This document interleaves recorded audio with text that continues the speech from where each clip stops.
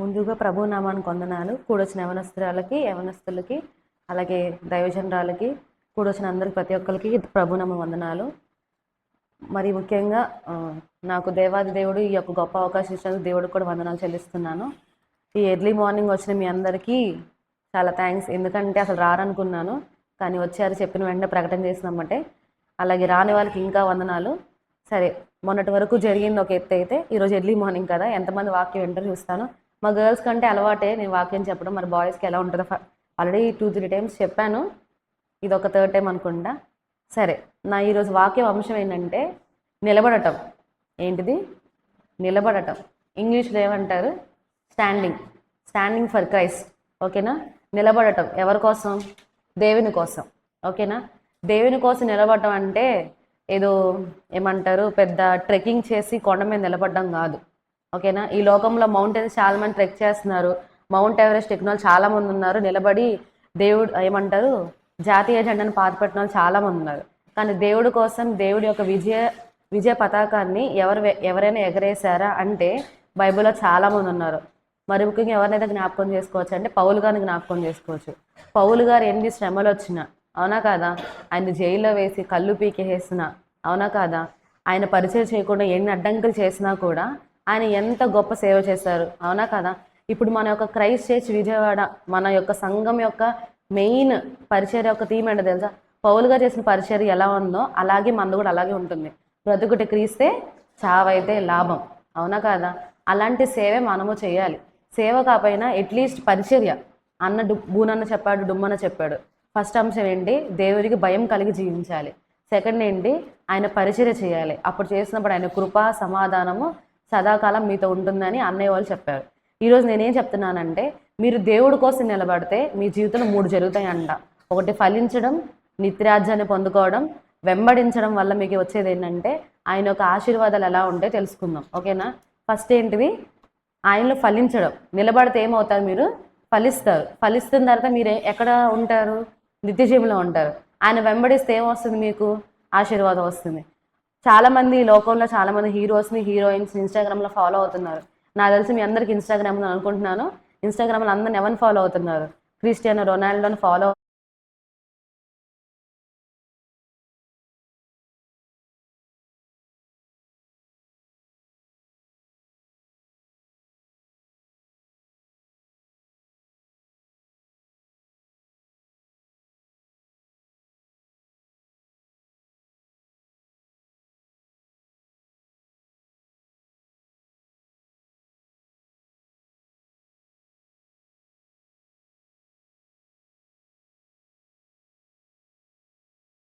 కాబట్టి ఎంతమంది దేవుడిని, ఇప్పుడు నేను వాక్యం చెప్పిన తర్వాత ఎంతమంది దేవుడిని ఫాలో అవుతారో చూద్దాము.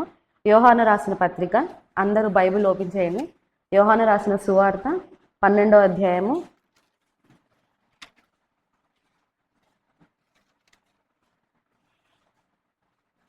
24వ వచనం నుంచి 26వ వచనం వరకు కొంచెం స్లోగా నిదానంగా చదివి వినిపిస్తారా?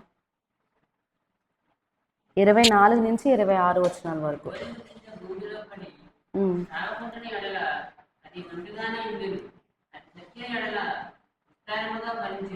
చాలు, ఓకే, తర్వాత చదువుతా. నెక్స్ట్ తర్వాత చదువుతా. 24లో ఏమనుంది? గోధుమ గింజ భూమిలో పడి చావకుండిన ఎడల అది ఒంటిగానే ఉండును, అది చచ్చిన ఎడల విస్తారంగా ఫలించును. యాజ్ ఎ సైన్స్ స్టూడెంట్ నేను చెప్పేది ఏంటంటే, ఒక సీడ్ అనేది మట్టిలోకి వెళ్ళిన తర్వాత అది ఆటోమేటిక్గా బ్రేక్ అయ్యి 2 పార్ట్స్కి అయిన తర్వాతే మనకు దాని నుంచి ఒక సీడ్లింగ్ వస్తుంది. ఆ సీడ్లింగ్ వస్తేనే క్రాప్ అనేది ఉంటుంది. లేకపోతే పంట వేసేవాడికైనా ఓకేనా, తర్వాత పంట కొన్నవాడికైనా విలువ అనేది ఉండదు. అర్థమవుతుందా? గోధుమ గింజ అది ఏమంటారంటే, అది సీడ్ నుంచి మొక్క రావాలంటే చాలా కష్టపడిద్దంట. ఫస్ట్ భూమిలోకి వెళ్ళిన తర్వాత అది మొక్కగా రావాలంటే చాలా కష్టపడిద్దంట. ఏంటిది? విత్తనం. కానీ ఆ విత్తనం ఎలా ఫలిస్తుంది మీరు ఎప్పుడైనా చూసారా? భూమిలోంచి ఏమైనా సీసీ కెమెరా పెట్టారా? పెట్టలేదు కదా. అలా కానీ మన జీవితం అంటే ఒక గోధుమ గింజ చూసుకుంటేనంట, మనం ఎన్ని బాధలు పడతామో దేవుళ్ళో, మన దేవుడి కోసం ఎన్ని అడ్డంకులు వచ్చినా మన దేవుడి కోసం ఎలా నిలబడతామో అప్పుడు మనం చాలా గొప్పగా ఫలిస్తామంట. అర్థమవుతుందా?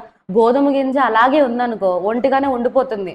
ఏ ఫలము కానీ, ఏ ఫలింపు కానీ, ఏ క్రాప్ కానీ, ఏ పంట కానీ రాదు. కానీ మనం కూడా ఉన్నాం కదా, మనం కూడా ఒక గోధుమ గింజలని అనుకుంటే కనుక మనం చచ్చి బతికామనుకో ఎవరి కోసం? దేవుని కోసం. చచ్చిపోమని ఏం చెప్పట్లేదు. ఏం చేయాలి? దేవుడి కోసం నడవండి, దేవుడి కోసం నిలబడండి, దేవుని ఫాలో అవ్వండి అనే చెప్తున్నా. అర్థమవుతుందా? గోధుమ గింజ ఎలా అయితే చచ్చి బతికి ఫలించిందో, ఫలించిన తర్వాత మనకి ఎంత గొప్ప ఏమంటారు ఫుడ్ ఇస్తుందో, అలాగే మనం కూడా దేవుడి కోసం నిలబడి ఆయన కోసం ఫలించాలి, ఆయన కోసం నడవాలి, ఆయన వెంబడించాలి. చెప్పాక ఈ లోపల చాలామంది ఫాలో అవుతున్నాం. వాళ్ళని ఫాలో అయిన వల్ల మీకు వాళ్ళకున్న స్టైల్ వస్తుందేమో కానీ వాళ్ళకు వచ్చిన పాపులారిటీ ఫేమ్ మీకు వస్తుందా? రాదు కదా. లాస్ట్ సాటర్డే మీకు ఎరిక్ లిడిల్ గారి గురించి చెప్పానా లేదా? ఆయన ఎవరి కోసం పరిగెత్తాడు? ఆయన ఒక వృత్తి ఏంటి? ఆయన ఒక గొప్ప రన్నర్, అవునా కాదా? చాలా రన్నింగ్ రేస్ అన్నిట్లో పాల్గొన్నాడు. కానీ దేవుడి కోసం సండే వచ్చిందని ఆ ఛాంపియన్షిప్ని వదిలేసుకున్నాడా లేదా? ప్యారిస్లో ఛాంపియన్షిప్ జరుగుతున్నప్పుడు వదిలేసుకున్నాడా లేదా? అలాగే మన జీవితంలో కూడా కొన్ని వస్తాయి. లోకంలో ఒక వ్యక్తిని వదిలేసుకోవాలేమో, ఒక వస్తువుని వదిలేసుకోవాలేమో, ఒక హ్యాపీనెస్ని వదిలేసుకోవాలేమో, ఒక ఇష్టాన్ని వదిలేసుకోవాలేమో. ఆ ఇష్టాన్ని దేవుడి కోసం వదిలేసుకో, దేవుడు మంచిది ఇస్తాడేమో, అవునా కాదా? ఇప్పుడు ఎరిక్ లిటిల్ గారికి 100 మీటర్స్ రన్నింగ్ కోల్పోయినా కూడా ఆయనకి ఎన్ని మీటర్స్ యొక్క ఛాంపియన్షిప్ వచ్చింది? 400 మీటర్స్ వచ్చింది. ఓల్డ్ ఛాంపియన్షిప్ అయ్యాడు ఇంగ్లాండ్లో. కానీ ప్యారిస్ ఒలింపిక్స్ ఆయన గెలిచాడా లేదా? తర్వాత ఆయన చాలామంది అప్రిషియేట్ చేశారా లేదా? తర్వాత ఆయన పరిచయం చేశాడా లేదా? పరిచయం చేసి ఏమన్నాడు? నేను దేశం కోసం కాదు, నా యొక్క ప్రగతి కోసం కాదు, నా యొక్క గొప్పతనాన్ని కోసం కాదు, కానీ ఎవరి కోసం నేను పరిగెత్తాను? దేవుని కోసం పరిగెత్తాను. కాబట్టి దాన్ని బట్టి మీరేం అర్థం చేసుకోవాలి? గర్ల్స్కి ఆల్రెడీ తెలుసు, బాయ్స్కి.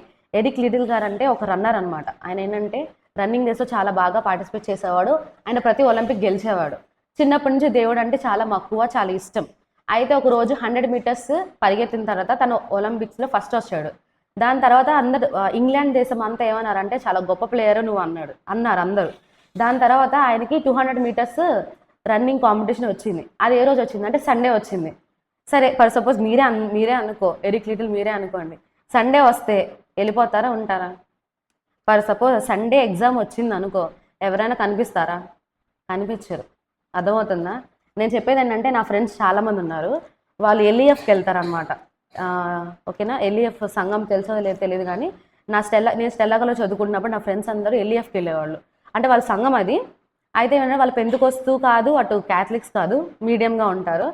అయితే వాళ్ళ యొక్క రూల్ ఏంటో తెలుసా? వాళ్ళ పాస్టర్ గారు కానీ వాళ్ళ సంఘ కాపర్ కానీ చెప్పింది ఏంటో తెలుసా? Sunday is for God, not for funday. మన ఫండే కాదు అది, అర్థమవుతుందా? మనం ఎంజాయ్ చేయడానికి కాదు. సండే ఎవరి కోసం? అది దేవుని కోసం, అవునా కదా? అంటే వాళ్ళు నీట్ ఎగ్జామ్ ఎంతమంది తెలుసు? బైపీసీ చదివిన వాళ్ళకి ప్రతి ఒక్కరికి తెలుసు. నీట్ ఎగ్జామ్ ఏంటి? National eligibility entrance test. దాన్నే వదిలేసుకున్నారు వాళ్ళు. నాతో పాటు చదివారు బైపీసీ వాళ్ళు. కానీ నాకు ఆ రోజు అప్పట్లో తెలియదు ఏంటిది ఆదివారం అంటే అంత విలువ ఉంటుందా, ఆదివారానికి అంత విలువ ఇచ్చారా నా ఫ్రెండ్స్ అనేది అప్పట్లో తెలియలా. కానీ ఇప్పుడు తెలుస్తుంది. అర్థమవుతుందా? ఆదివారం నీట్ ఎగ్జామ్ జరుగుతుంది తెలుసా మీకు? ఆదివారమే జరిగింది నీట్, ఇంకే రోజు జరగదు. మీరు ఎప్పుడు గమనించారా? ఆగస్టులో ఆదివారం తప్ప, ఫస్ట్ సండే తప్ప ఇంకే రోజు పెట్టరు. వరల్డ్ వైడ్, అర్థమవుతుందా? వరల్డ్ వైడ్ ఎప్పుడు జరుగుతుంది? ఇండియా వైడ్ ఎప్పుడు జరుగుతుంది నీట్? ఆగస్ట్ ఫస్ట్ సండేనే జరుగుతుంది. సండే ఎవరన్నా పరీక్షకి వెళ్తారా? అరే జీవిత పరీక్ష కదా, వెళ్ళాలి కదా, వెళ్తేనే ఫలిస్తారు కదా, వెళ్తేనే ర్యాంక్ వస్తుంది కదా అని మనం అనుకుంటాం. ఎవరు లోకంగా ఆలోచించుకుంటే మనం అనుకుంటాం. కానీ నా స్నేహితులు ఏం చెప్పారు తెలుసా? అరే నేను సండే ఎక్కడికి వెళ్ళకూడదు, ఎగ్జామ్ ఏంటి, నాకు రేపు ఒకవేళ ఆపరేషన్ అయినా నేను సండే వెళ్ళనని చెప్పేవాళ్ళు హాస్పిటల్కి. అర్థమైందా? అలా ఉండాలి దేవుడి కోసం నిలబడ్డం అంటే ఉట్టుట్టుగా నిలబడడం కాదు, దేవుడి కోసం ఏదైనా ఇచ్చేలాగా ఉండాలి. అర్థమవుతుందా? సాక్రిఫైస్ అంటే ఏంటి? దేవుడి లోకం మన కోసం చేశాడు సాక్రిఫైస్, అది సాక్రిఫైస్ అంటే. మీరు చేయగలరా సాక్రిఫైస్? చేయలేరు. మీరు ప్రాణం ఇవ్వగలరా దేవుడి కోసం? ఎవరు ఇవ్వలేరు. హతసాక్షులు అయ్యారు చాలామంది బైబిల్లో. కానీ మనకు అలాంటి అనుభవం ఉందా? అలాంటి ఆత్మీయ జీవితం ఉందా? అలాంటి ఆత్మీయ జీవితం కావాలంటే నెక్స్ట్ 25వ వచనం చూడండి. యోహాను సువార్త 12వ అధ్యాయము 25వ వచనము.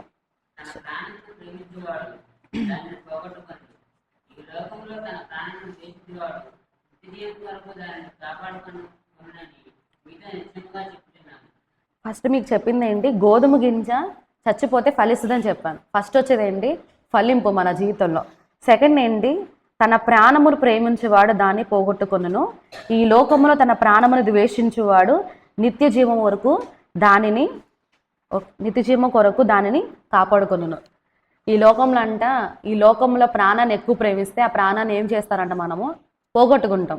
అది దేవుడి కోసం ఆ ప్రాణాన్ని పోగొట్టుకో దేని పొందుకుంటాం? నిత్య జీవాన్ని పొందుకుంటాం. ప్రాణం ఏం పోగొట్టుకోకర్లేదమ్మా. స్టాండ్ ఫర్ జీసస్ అంతే. అర్థమవుతుందా? ఆయన కోసం నిలబడండి అంతే. నా యొక్క వాక్య అంశం ఏంటి? ఆయన కోసం నిలబడు. తర్వాత ఆయన నీకు 10 ఏంటంటే ఇప్పుడు మనం నుంచుంటాం, మన నీడ ఎంత పడిద్ది? మన హైట్ వైజ్గానే మన నీడ పడిద్ది, అవునా కాదా? వెలుగుకి వెనకాల నిలబడితే మన నీడ ఎలా పడుతుంది సబి? ముందుకు పడుతుందా వెనక్కి పడుతుందా నీడ? ముందుకే పడుతుందా లేదా? అదే దేవుడి కోసం నిలబడ్డావు అనుకో, ఆయన నీ నీడగా ఉంటాడంట. అర్థమైందా? సో ఈ లోకంలో మన ప్రాణాన్ని దేవుడి కోసం అర్పిస్తే మన ఒక ప్రాణం ఒక విలువ ఉంటుంది. అది ఎక్కడ ఉంటుంది? ఆ విలువ పరలోక రాజ్యంలో ఉంటుంది. నిత్య జీవంలో మనకు ఒక స్పెషాలిటీ ఉంటుంది. తెలుసా? బంగారు పిల్లులు ఉంటాయంట. తెలుసా? ఎవరైనా ఎప్పుడైనా ప్రకటన గ్రంథం చదివారా? బంగారు పిల్లులు ఉంటాయంట, మన కోసం ఏర్పాటు చేశారంట. ఈ లోకల్ మీ ఫాదర్ కానీ మీ మదర్ కానీ నీకోసం ఒక బిల్డింగ్ కొనకపోయినా, ఒక సింటి భూమి నీ మీద లేకపోయినా అంట, దేవుడు ఆల్రెడీ నీ మీద అక్కడ రాసేసాడంట. అలాంటి ఇల్లు నీకు రావాలంటే, నిత్య జీవం అనే గ్రంథంలో నీ పేరు లిఖించబడాలంటే ఫస్ట్ ఏం చేయాలి? ఈ లోకంలో మనుషుల కోసం నీ ప్రాణాన్ని ఎక్కువగా ఏమంటారు సాటిస్ఫై చేసుకోకు. ఓకేనా? దేవుడి కోసం, అరే నేను ఈరోజు చేస్తానా దేవుడి కోసం లేదా, అప్పుడు నీ సోల్ సాటిస్ఫై అయిందా లేదని చూసుకో. ఫస్ట్ ఆఫ్ ఆల్ ఈ మనుషులు ఎంత సాటిస్ఫై చేసినా అది ఈ మినిట్ వరకే సాటిస్ఫై అవుతారు. నెక్స్ట్ మినిట్ ఏమంటారు? ఆహా ఏంలే అని చప్పరిచ్చేస్తారు. అర్థమవుతుందా? దేవుడి కోసం ఏదైనా చేసి నిలబడు, అది కలకాలం ఉంటుంది. ఓకేనా? మీ పేరెంట్స్ మీకోసం ఇప్పుడు ఎంత చేస్తున్నారో అది మీరు రెట్టింపుగా చేయాలి దేవుడి కోసం. మీ పేరెంట్స్ ఎంత బాగా చేస్తున్నారు దేవుడి కోసం, అవునా కదా? పరిచయలో కానీ ఆయనకి ఇవ్వటంలో కానీ. అలాగే మీరు కూడా యవ్వనస్తులైనా యవ్వనస్తురాలైనా అందరూ ఏం నేర్చుకోవాలి? దేవుడికి ఇవ్వటం నేర్చుకోండి. ఫస్ట్ దేవుడి కోసం నిలబడడం నేర్చుకోండి. ఓకేనా? గోధుమ గింజ ఎలా అయితే చచ్చిపోయి ఫలిస్తుందో, ఎలా అయితే మన ప్రాణాన్ని దేవుడి కోసం అర్పించుకుంటామో అప్పుడు మనం దేనికి అర్హులం అవుతాము? నిత్య జీవానికి, పరలోక రాజ్యానికి అర్హులు అవుతాం. 26వ వచనం చదివి వినిపిస్తారా?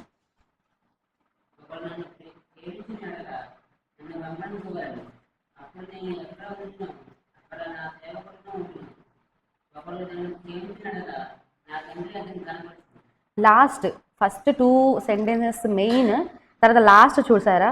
ఒకడు నన్ను సేవించిన ఎడల నా తండ్రి అతనిని ఘనపరచును.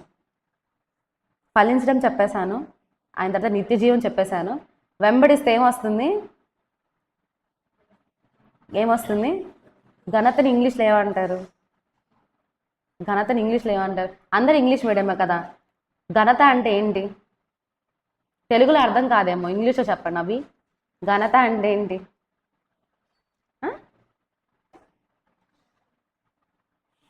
ఘనత అంటే ఏంటి చెప్పండి. సరే, ఆయన ఘనపరచండి అంటాం మనం. అంటే ఏంటి? పాటల ద్వారా ఆయన ఘనపరచబడ్డారు అంటున్నాం. చెప్పండి. ఘనపరచం అంటే ఏంటి? సరే, నిన్ను నేను ఘనపరచుకుంటున్నావు అంటే ఏంటి? సరే, నార్మల్ మన తెలుగు ఉట్టి లాంగ్వేజ్ చెప్పానా? సెల్ఫ్ డబ్బా కొట్టుకోవడం, అవునా కదా? మళ్ళీ మనం ఘనపరచుకోవడం అంటే ఏంటి? సెల్ఫ్ డబ్బానా కాదా? దేవుని ఘనపరచడం అంటే ఏంటి? నీ ప్రాణం దేవుని ఘనపరచాలి. అర్థమవుతుందా? దేవుడు ఘనపరచుకుంటాడా సబి? చెప్పు. ఎవరెవరు ఘనపరచాలి? నువ్వెందుకు నియమించబడ్డావు? నువ్వెందుకు దేవుడిని పుట్టించుకున్నాడు? చెప్పు. దేవుడు సెల్ఫ్ డబ్బా కొట్టుకోవడానికి అమ్మ మీ అందరిని నిర్మించుకుంది, మీ అందరిని పుట్టించుకుంది. చెప్పండి. ఈ లోకంలో ఒక దేవుడు క్రైస్తవురాలుగా ఎర్లీ మార్నింగ్ ఎంతమంది పండగలకి ఈ రోజు ఎంతమంది అలిసిపోయి కోడి పందాలు వేసేసి, ముగ్గులు వేసి, గొబ్బమ్మలు పెట్టేసి, చాలా మంది మీలాంటి యవనస్తులు ఉన్నారు కదా, మీ ఫ్రెండ్స్ ఉన్నారు చాలా మంది. వాళ్ళందరూ ఇప్పుడు ఎంత రెస్ట్ తీసుకుని రెస్ట్ మోడ్లో ఉంటారు, అవునా కదా? స్వర్గం అంచుల వరకు వెళ్ళి ఉంటారు. కానీ మీకు దేవుడి కోసం ప్రయాసపడుతున్నారు ఇక్కడ, అవునా కదా? దేవుడి పరిచయం కోసం ఎర్లీ మార్నింగ్ లేచి 4:30కే లేచి వచ్చి కూర్చున్నారు, అవునా కదా? అది దేవుడిని కనపరచడమా కాదా? అవునా కదా? ఇందాక చెప్పిన సెల్ఫ్ డబ్బా వేరు. ఇప్పుడు మీరు దేవుడి కోసం ఆ ఒక్క 12 మెట్లెక్కేసి పైకి వచ్చి కూర్చున్నా చూడండి, అది దేవుని గణపరచడం అంటే, అది దేవుడి కోసం నిలబడడం అంటే. Simple example. అర్థమైంది? అర్థం కాలేదా? ఇంకెప్పుడైనా అడిగితే ఏం చెప్తారు? గణపరచడం అంటే సెల్ఫ్ డబ్బా అని చెప్తారా? చెప్పమాకండి. దేవుడి కోసం 10 అడుగులు వేసి వస్తున్నావు చూడు, అదే దేవుని గణపరచడం. దేవుడి కోసం నువ్వు గొంతెత్తి పాడుతున్నావు చూడు, అదే దేవుని గణపరచడం. దేవుడి కోసం నువ్వు మందిరంలో ఏ లోటు లేకుండా చూసుకుంటున్నావు చూడు, అదే దేవుని గణపరచడం.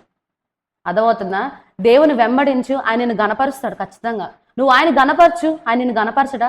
ఈ లోకల్ చాలా మంది చెప్తున్నారు, చాలా మంది ఇంటర్మీడియట్ చదువుతున్నారు, డిగ్రీ చదువుతున్నారు, బీటెక్ చదువుతున్నారు, చాలా వేరే ఎంట్రన్స్ టెస్ట్లు ప్రిపేర్ అవుతూ ఉన్నారు, చాలా మంది ఉన్నారు. మీ అందరికి చాలాసార్లు చెప్పాను, ఫస్ట్ ఎవరు పని చేయమని? దేవుని పని చేయి, తర్వాత నీ పని ఆయన చేస్తాడని చెప్పాను, అవునా కదా? 10th క్లాస్ చదివే ప్రతి ఒక్కరు చెప్తున్నాను. ఈ లోకల్లో ఆయన నమ్ముకున్నాం. అర్థమవుతుందా? ఆయన మనం సిగ్గుపరచడు. చందు పాడాడు, లాస్ట్లో ఒక చరణం పాడాడు, అది లాస్ట్ చరణంలో ఒక లైన్ ఉంది. సిగ్గుపరచుట నీ వశము కాదు, ఎందుకంటే నిన్ను నమ్ముకున్నప్పుడు సిగ్గుపరచడం నీ వశం కాదు, అవునా కదా? సిగ్గుపడం, అసలు సిగ్గుపడనే వ్యక్తులమే కాదు మన ఈ లోకంలో లోకం కోసం ప్రయాసపడే వాళ్ళు అందరూ సిగ్గుపడతారు, కానీ దేవుడి కోసం ప్రయాసపడే మన ఒక క్రైస్తవురాలైనా సిగ్గుపడినట్టు కానీ చరిత్రలో లేదు. అర్థమవుతుందా? ఈ 3 వచనాలు తగ్గట్టుగా మీకు ఒక స్టోరీ చెప్తాను, లైవ్ స్టోరీ చెప్తాను. అస్సాం ఎంతమంది తెలుసు? అస్సాం ఇండియాలో ఒక స్టేటేనా? అవునా? అవునా? అవునా కదా? అవునని చెప్పండి. ఇండియాకి ఎన్ని స్టేట్స్ ఉన్నాయి? ఎన్ని స్టేట్స్ ఉన్నాయి? ఓకే. ఆంధ్రప్రదేశ్ని విడదీసిన తర్వాత ఎన్నో విని ఒరే, ఎన్ని స్టేట్స్ రా? కరెక్ట్గా చెప్పండి రా. సోషల్ కూడా చెప్పట్లేదేంటి? అరే, how many states in India రా?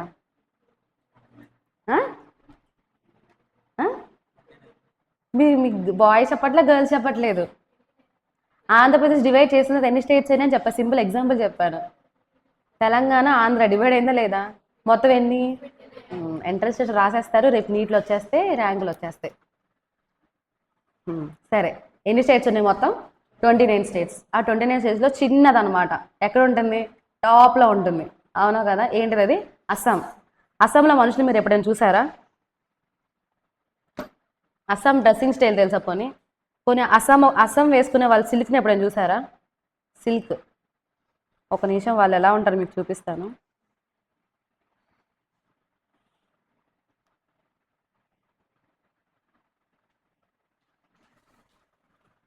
ఏం కనిపించట్లేదా?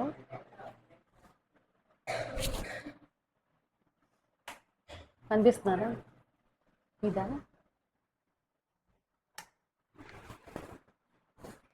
కనిపిస్తున్నారా? మీకులానే ఉన్నారా? మన యాన్సిస్టర్స్ అనుకోమాకండి. వాళ్ళు అస్సాంలో చెందిన గారో అనే ఒక వంశానికి చెందిన వాళ్ళు. ఏ వంశానికి చెందిన వాళ్ళు? గారో ఇన్ అస్సాం. ఓకేనా?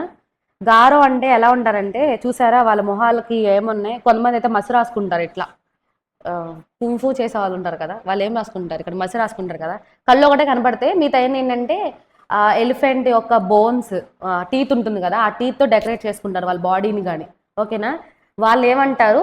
గారో అంటారు. ఏమంటారు వాళ్ళని? గారోకు చెందిన వాళ్ళు, అస్సాంకి చెందిన వాళ్ళు.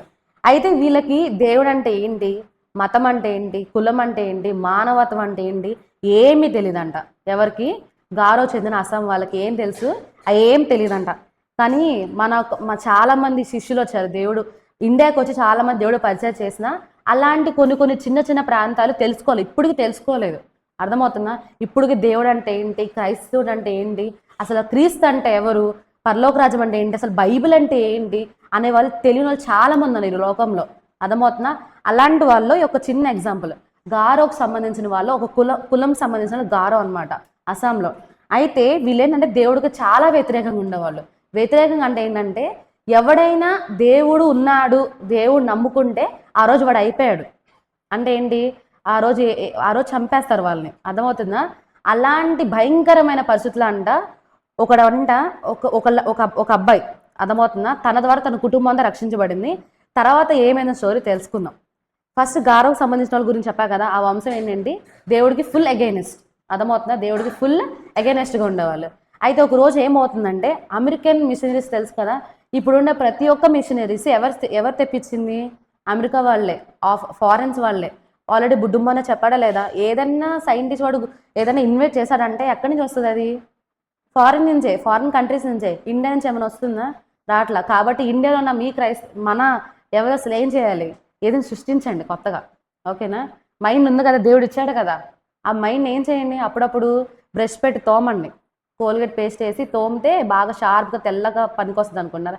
లేదు, దేవుడు బైబిల్ ఇచ్చాడు, దీంట్లోనే అంతా ఉంది. దీంట్లో చదివితే నీకు ప్రతిదీ తెలుస్తుంది. అరే, పంట ఎలా వేయాలి, పంట ఏ కాలంలో కోయాలి, అసలు ఎన్ని కాలాలు ఉన్నాయి, చంద్రుడు ఎన్ని రకాల చంద్రులు ఉన్నారు పైన, అర్థమవుతుందా? అసలు పైన ఎలా ఉంటుంది, భూమి మీదే జీవం ఉందా, ఇంక దేని మీదైనా జీవం ఉందా, ప్రతిదీ చెప్పింది సైన్స్ అంతా చెప్పింది బైబిలే, ఇంకే గ్రంథం చెప్పలేదు.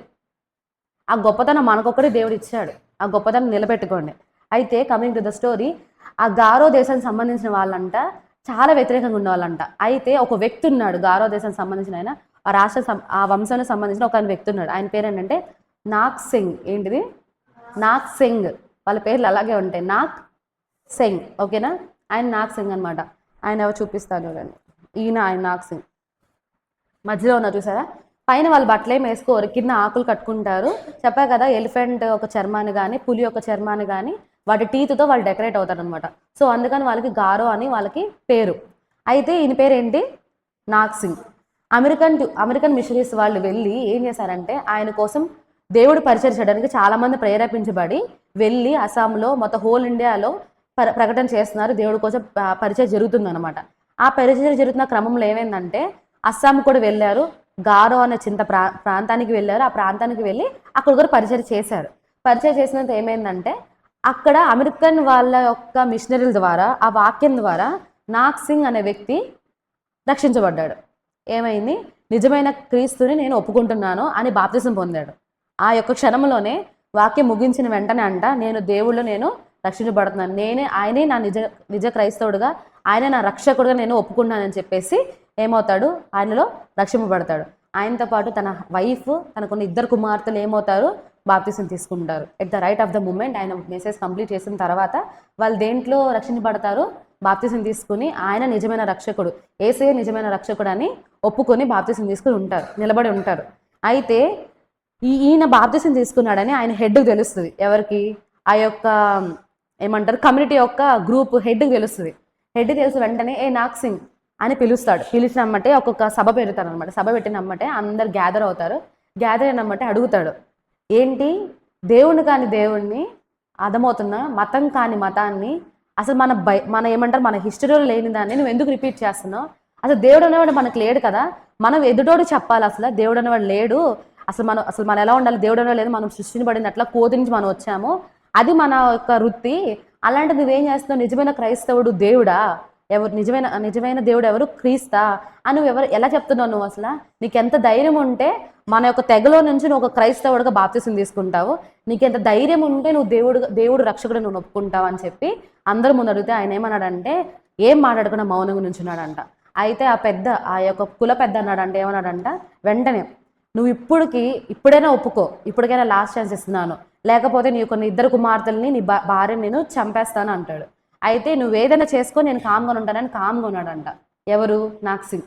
కామ్గా ఉన్న వెంటనే ఆ యొక్క హెడ్ ఏమన్నాడంటే, ఇదిగో ఇప్పుడైనా చెప్తున్నాను, ఏంటో తెలుసా, నిజమైన దేవుడు ఎవడు లేడు, యేసుక్రీస్తు అంతకంటే కాదు, కాబట్టి అలా నువ్వు ఒప్పుకుంటే కనుక నువ్వు ఈరోజు రక్షింపబడతావు, నువ్వు మా కులంలోకి చేర్చబడతావు అంటాడు. అయితే అప్పటికి మౌనంగా ఉంటాడు. వెంటనే పక్కనున్న బాణ వేసాలు ఉంటారు కదా, తన యొక్క అసిస్టెంట్స్ ఉంటారు కదా, ఏం చేస్తారు? వెంటనే బాణాన్ని వదిలేసి 2 కుమార్తెలు చంపేస్తాడు. ఆయన కళ్ళ ముందే 2 కుమార్తెల్ని చంపేస్తాడు. అయినా నోరు తెరవడు. ఎవరు? నాగ్ సింగ్. నోరు తెరవకుండా కన్నీళ్ళు విడుస్తాడు. ఏం చేస్తాడు? జస్ట్ కన్నీళ్ళు విడిచి ఏడుస్తాడు, రోధిస్తాడు. ఇప్పటికీ అడుగుతున్నా నాగ్ సింగ్, ఇప్పుడైనా దేవుడు లేడని ఒప్పుకుంటావా? క్రీస్తు అనేవాడు దేవుడు కాదని ఇప్పటికైనా ఒప్పుకుంటావు అని అడుగుతాడు. అయితే అప్పటికీ మౌనంగానే ఆ కన్నీటితోనే సమాధానం చెప్తాడు. కన్నీటితోనే సమాధానం చెప్పిన తర్వాత వెంటనే నేను ఒప్పుకోను అనే యొక్క ఉద్దేశం తనకు అర్థమైంది. ఎవరికి? హెడ్కి అర్థమైన తర్వాత తన యొక్క భార్యను కూడా చంపేమని చెప్తాడు. వెంటనే తల కళ్ళ ముందే తన భార్యను కూడా చంపేస్తారు బాణాలు వేసి. అర్థమవుతుందా? తన కళ్ళ ముందు ఎంతమంది చనిపోయారు? 2 కుమార్తెలు చనిపోయారు, భార్య చనిపోయింది. ఇక మిగిలింది ఎవరి ప్రాణం? ఆయన ప్రాణం ఒకటి.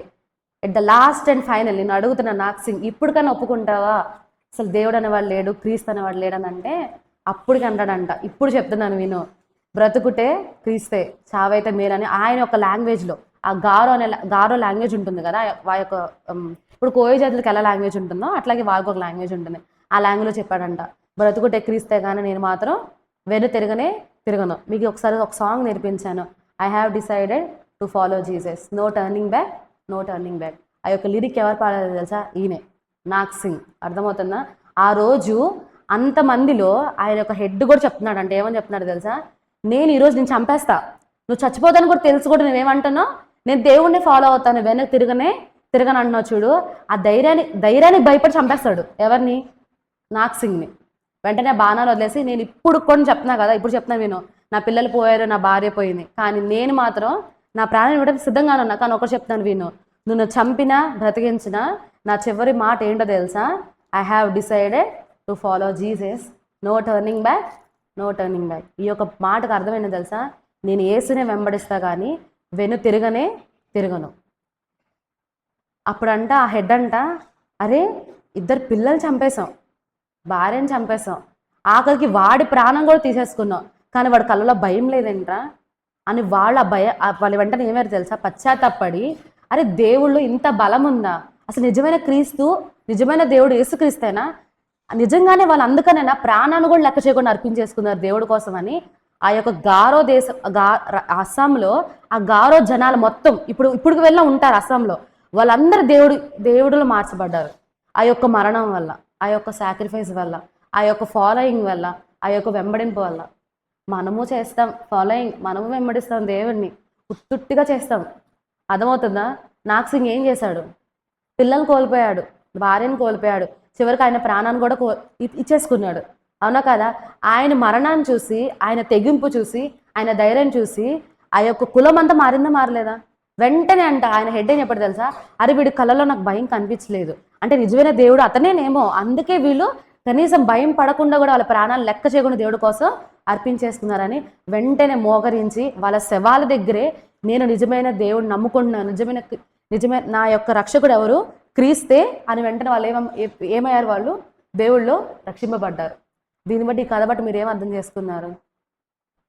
ఫస్ట్ వాళ్ళు గోధుమ గింజలానే అన్నారు, చచ్చారా లేదా ఆయన కోసం, ఫలించారా లేదా, ప్రాణాన్ని లెక్క చేశారా, లెక్క చేయలేదు, లోకం కోసం దేవుడి కోసం అర్పించుకున్నారా లేదా, నిత్య జీవనం పొందుకున్నారా లేదా, నిత్య జీవనం పొందుకున్న తర్వాత ఆయన వెంబడించిన తర్వాత అంతమంది రక్షించబడారా లేదా, అంతమంది రక్షించబడాలి దేవుడు గణపరచబడారా లేదా, నేను చెప్పిన 3 వాక్యాలు నెరవేరే లేదా ఆయన జీవితంలో.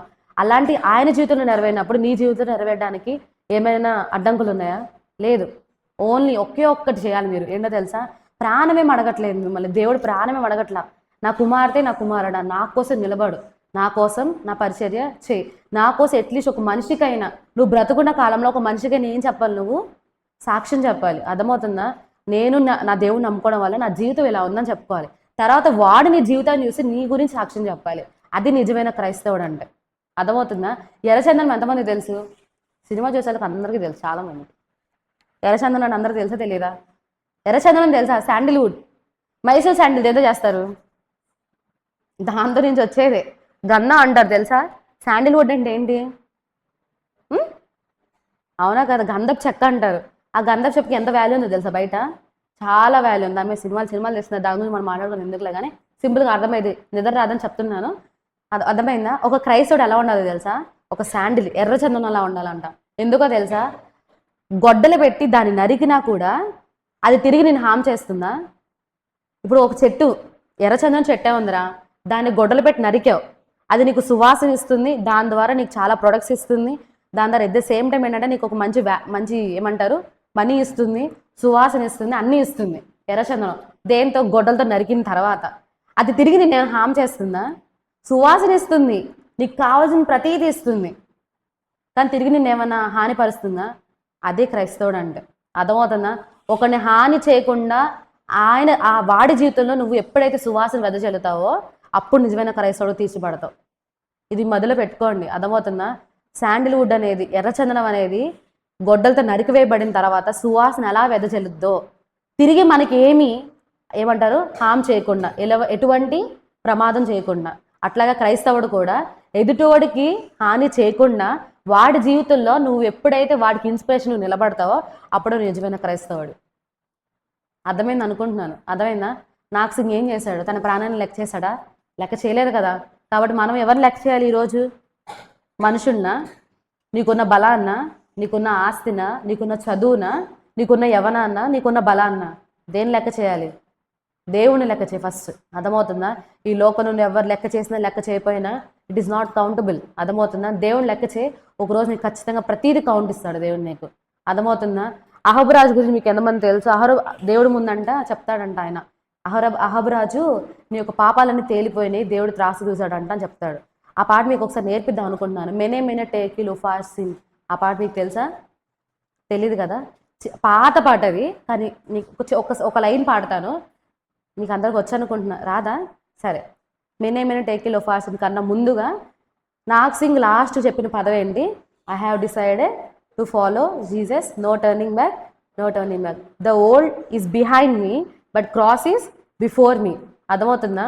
లోకం నా వెనకాలన్నా, సిలువ ఎక్కడుంది? నా ముందుంది. కాబట్టి నేను వెనక్కి తిరగను. నాకు వెనకాలతో వాళ్ళతో సంబంధం లేదు.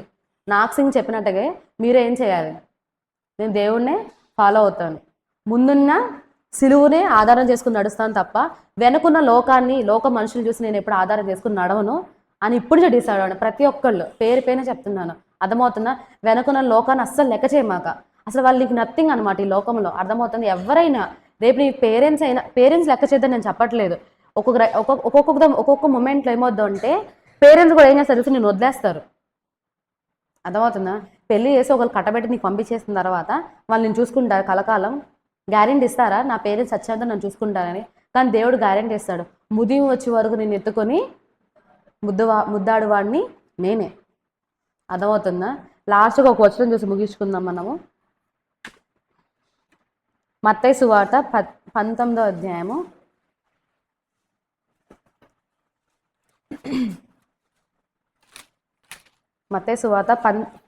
19th చాప్టర్ 21వ వచనం.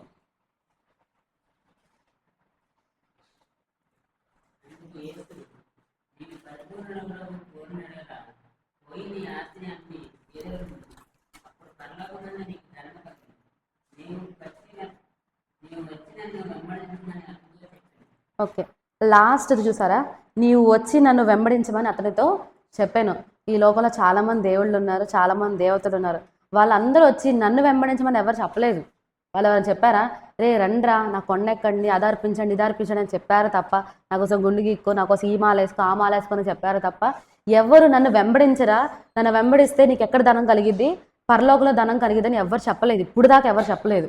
అర్థమవుతుందా? ధనం కోసం కాకపోయినా నిత్య జీవం కోసం. అర్థమవుతుందా?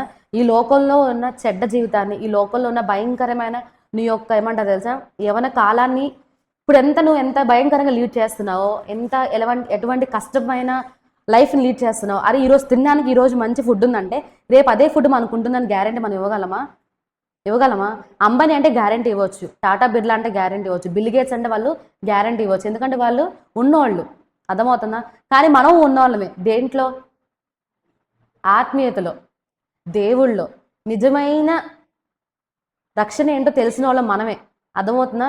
నిండు జీవితం కలిగిన వాళ్ళు ఎవరు అంట? క్రైస్తవులే.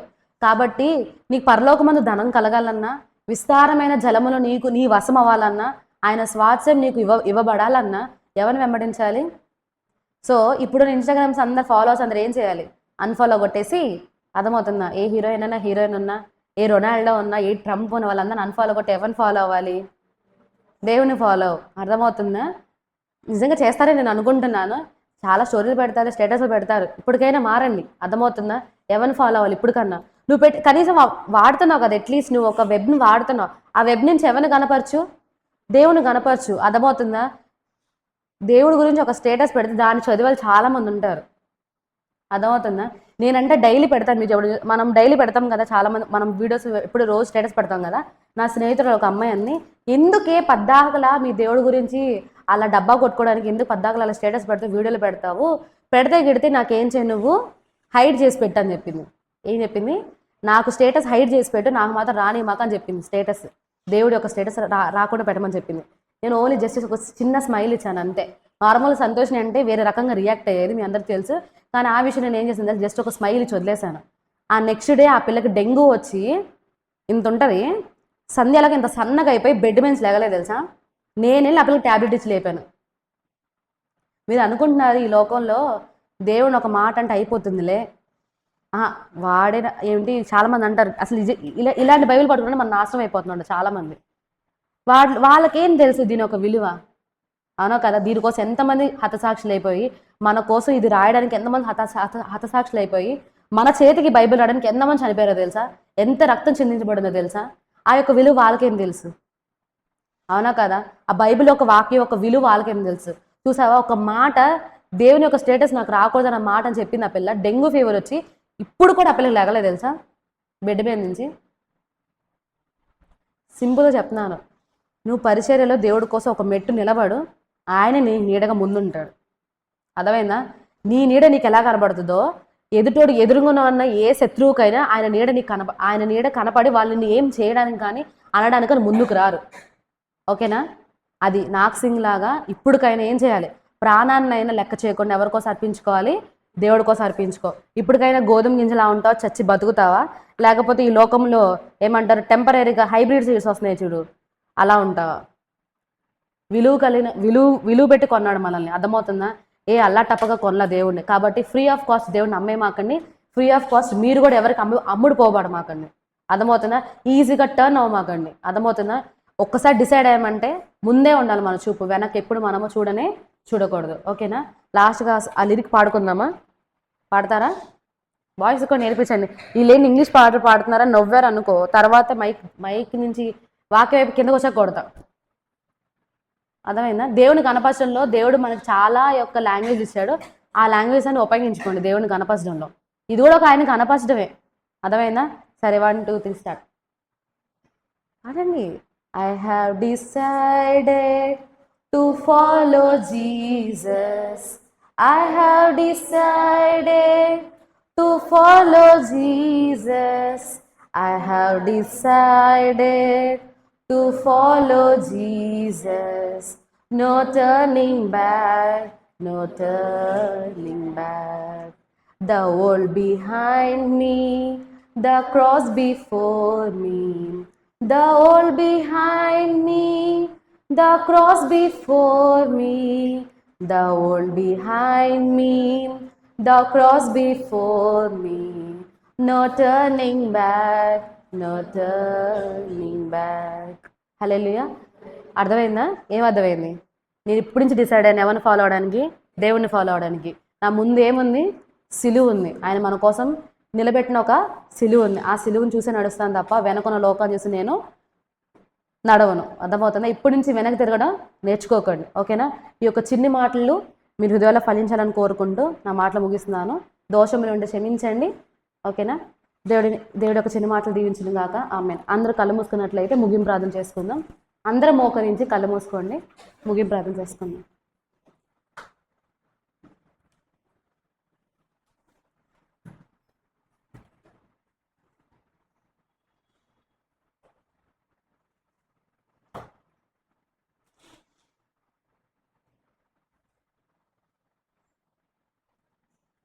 పరిశుద్ధుడ, ప్రేమగల తండ్రి, సర్వోన్నతుడ, సర్వశక్తిమంతుడ, ఆశ్చర్యకరుడ, ఆలోచనకర్త, మా గొప్ప దేవా నీ కొందనాలు. ఆయా ఈ తెల్లారకాల సమయం తండ్రి ప్రభానైనా, వేకుజామున లేసి తండ్రి ప్రభానైనా, యవనస్తురాళ్ళుగా తండ్రి ప్రభానైనా నీ పాద సందుకు వచ్చి నేను స్థుతించడానికి ఇచ్చిన గొప్ప ధన్యత కొరకే, భాగ్యాన్ని కొరకే నీకు కోట్లాది కృతజ్ఞత స్థుతులు స్తోత్రాలు తండ్రి ప్రభానైనా. కొన్ని మాటలు నేను చెప్పి ఉన్నాను తండ్రి ప్రభానైనా, నిలబడటం నీలో నిలబడట ఎలా నిలబడాలి ఆ బిడ్డలు నేను కొన్ని చెప్పి ఉన్నాను. గోధుమ గింజ వల్లే తండ్రి ప్రభానైనా చచ్చి బ్రతికి ఫలించి జీవితాల బిడ్డలకు దయచేయండి. ఈ లోకంలో ప్రాణాన్ని లెక్క చేయకుండా తండ్రి ప్రభానైనా నీ కోసం ఆ ప్రాణాన్ని విడిచే బిడ్డగా ఉంచమని కోరుతున్నాను తండ్రి ప్రభానైనా యేసయ్య. అలాగే కొన్ని జీవిత చరిత్ర కూడా చెప్పి ఉన్నాను, ఎటువంటి దోషాలను క్షమించండి. ఏదైనా తండ్రి ప్రభానైనా ఈ లోకముల కోసం మేము వెను తిరిగి చూడకుండా నువ్వు ఇచ్చిన సిలువను, నువ్వు ఇచ్చిన రక్షణ కోసం మేము ఎదురు చూసి నీ కోసం ముందుగా నడిచే బిడ్డగా మనం ఉంచమని కోరుతున్నాను తండ్రి ప్రభానైనా.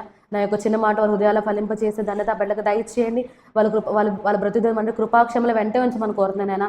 ఎటువంటి తండ్రి ప్రభానైనా కీడు కానీ ఎటువంటి హాని కానీ వాళ్ళ గృహాలకు కానీ ఆ బిడ్డల సమీపంగా రాకుండా వాళ్ళ చదువుబాటులో వాళ్ళ ఆరోగ్య విషయాలు ప్రతి విషయం మీకు కాపుదల దయచేయమని ఈ 4వ రోజు కూడా ఘనంగా జరిగిన విధానం కొరకే నేను కొందనాలు.